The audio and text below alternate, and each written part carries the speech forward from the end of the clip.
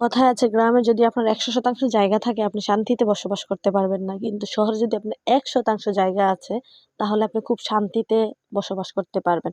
কারণ গ্রামের মানুষরা অনেক হিংসুটে। প্রতিহিংসা ছাড়া ওনাদের কাছে ভালো কিছু থাকে না। ওনারা শুধু কেমনে মানুষের ক্ষতি করব, মানুষের বিপদে ফেলাইব চিন্তা করে। আর শহরের বাড়িতে কারো পাশাপাশি রুম, কারো রুমে কেউ মইরা গেলেও দেখতে যায় না। আমার এই জিনিসটাই হচ্ছে যে সবচেয়ে ভালো লাগে। মানুষের ব্যাপারে শুধু নাক গলানো এটা কেমন স্বভাব? তো হচ্ছে যে এই কথাটা কেন বললাম, আমাদের এই জায়গাটা রাখছে আমার আব্বু ২০১১ সালে। তো রাখার পরে হচ্ছে যে আমরা এখানে যেহেতু বাড়ির উপরে দিয়ে আসতে হবে তার জন্য হচ্ছে যে বাড়ি করা হয়নি। আমার ভাইয়েরও পছন্দ না, আমাদেরকেও পছন্দ না আরকি এই বাড়িতে বাড়ি করা। তো আমরা ভাড়া থাকতাম। আলহামদুলিল্লাহ এখন আমাদের অন্য একটা বাড়ি হইছে, ওইখানে আমরা থাকি। কিন্তু এই বাড়িটা খালি পড়ে রইছে। আমরা বাড়ি করি নাই। পাড় বাইন্দা বালু দিয়ে ভইরা রাখছি।